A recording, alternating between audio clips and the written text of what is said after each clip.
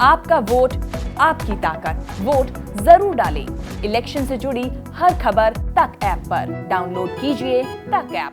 जो अन्याय हुआ है ये तो सही बात है, और ये जो पर्सन है कि ये संदिग्ध मान रहे हैं उनकी मृत्यु को एक्सीडेंट है कि मेरे पति की मौत हुई, कोई बताया तक नहीं तो ये बात है।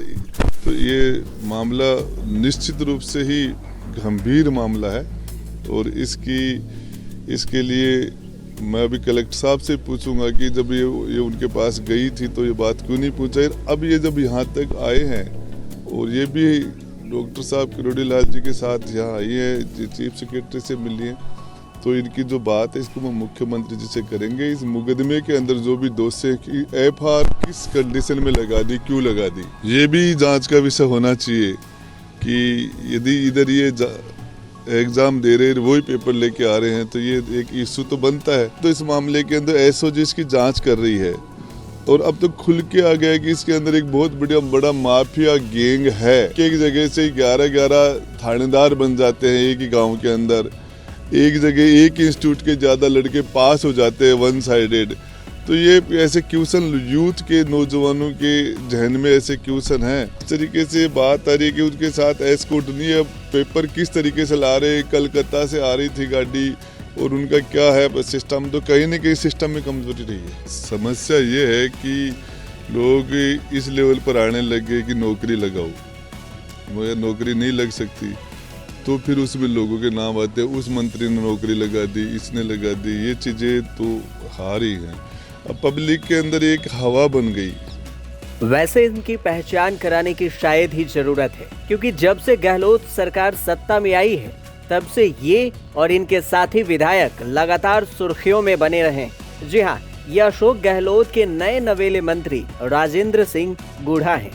गूढ़ा को बीते दिनों ही सीएम गहलोत ने मंत्री पद से नवाजा है, और इसकी वजह थी पायलट की बगावत के वक्त प्रदेश सरकार पर गहराया संकट। सरकार और संकट के बीच संकट मोचन बने राजेंद्र गूढ़ा के बारे में जानने से पहले इनके इन आरोपों की वजह जान लीजिए। दरअसल राजेंद्र गूढ़ा का ये सवाल है कि प्रदेश में बीते दिनों हुई रीट की परीक्षा, जिसमें पेपर लीक को लेकर सरकार सवालों के घेरे में है, और अब जब विपक्ष लगातार सरकार पर सवाल उठा रही है तो लगे हाथ अब राजेंद्र गूढ़ा ने भी सरकार से सवालों की झड़ी लगा दी है। पहले सुन लीजिए मंत्री राजेंद्र गूढ़ा के साथ राजस्थान तक के एडिटर शरद कुमार की वो बातचीत, जिसमें गूढ़ा ने ही अपनी ही सरकार पर सवालों की झड़ी लगा दी। आप लोग दावा करते हो कि सरकार जनता के द्वार है, ये विधवा कह रही है कि हम कलेक्टर के पास चले गए, तहसील में चले गए, हर जगह चले गए और कुछ जवाब ही नहीं मिला इसे। सबसे पहली बात तो जो मुकदमा दर्ज हुआ उसके एफआईआर लगी, तो इस मामले में भी हम उच्च अधिकारियों से बात करते हैं, उसको रीओपन कराएंगे और उस मामले में हम कार्रवाई कराएंगे। और मैं तो सैटरडे संडे को हर बार कॉन्स्टेंसी में जाता हूँ, कभी इनका मिलना हो नहीं पाया, और जो भी कारण रहा होगा।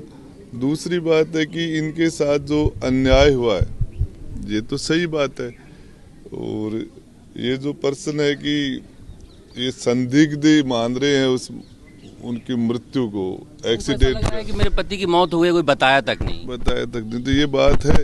तो ये मामला निश्चित रूप से ही गंभीर मामला है, और इसके लिए मैं अभी कलेक्टर साहब से पूछूंगा कि जब ये उनके पास गई थी तो ये बात क्यों नहीं पूछा। अब ये जब यहाँ तक आए हैं और ये भी डॉक्टर साहब किरोड़ी लाल जी के साथ यहाँ आई है, चीफ सेक्रेटरी से मिली है, तो इनकी जो बात है इसको मैं मुख्यमंत्री जी से करेंगे। इस मुकदमे के अंदर जो भी दोषी है कि एफआईआर किस कंडीशन में लगा दी, क्यों लगा दी, क्या इन्होंने किस बिना जांच किए, बिना पूरी मामले के रफा दफा करने का ये मामला है। तो इसमें जो हम दिखवाते हैं, इसमें जो भी दोषी है उनके खिलाफ कार्रवाई करेंगे। एक बात तो समझ में नहीं आई मंत्री जी, आप लोग विधानसभा में कह रहे हो कि जांच सही हो रही है और कोई गलत काम नहीं हुआ, जब ये खुद रीट की परीक्षा दे रही थी तो इसका पति पेपर ले जाने का ड्राइवर कैसे हो सकता है?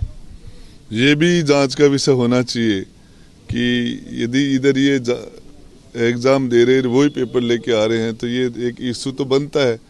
लेकिन हो सकता है इस बात का कोई ड्राइवर कौन है, उसकी पत्नी पेपर दे रही है नहीं दे रही है, ये बात सामने नहीं आई होगी, हल्के में लिया इसने कहीं ना कहीं। तो इस मामले के अंदर एसओजी इसकी जांच कर रही है और अब तो खुल के आ गया कि इसके अंदर एक बहुत बड़ा माफिया गैंग है।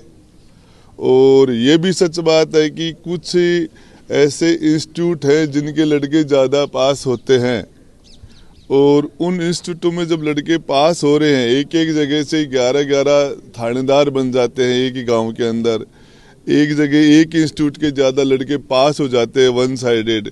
तो ये ऐसे क्वेश्चन यूथ के नौजवानों के जहन में ऐसे क्वेश्चन हैं और उनका एसओजी जांच कर रही है। बाकी इनका जो भी हो इसका होना चाहिए। और ये हो सकता है कि इसका पति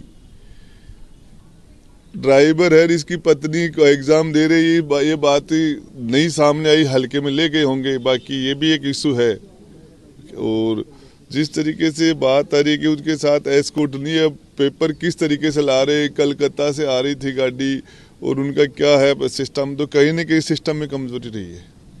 बिल्कुल सिस्टम में कमजोरी रही है कि झुंझुनू से कोई ठेकेदार निकलता है, कोलकाता जाता है प्रिंटिंग प्रेस से गाड़ी लाने के लिए।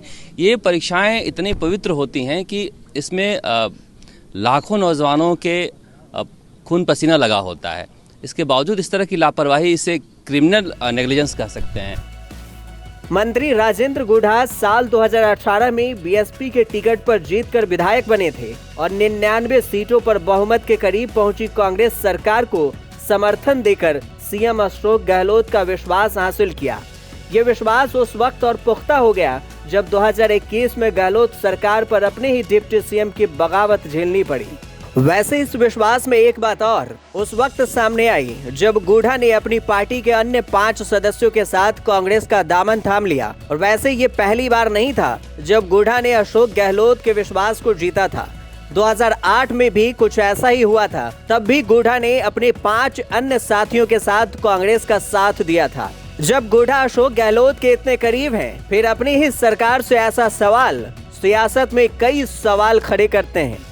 बस देखना यह है कि आने वाले चुनाव से पहले राजस्थान में सियासत का ये ऊंट किस करवट बैठता है। ब्यूरो रिपोर्ट, राजस्थान तक।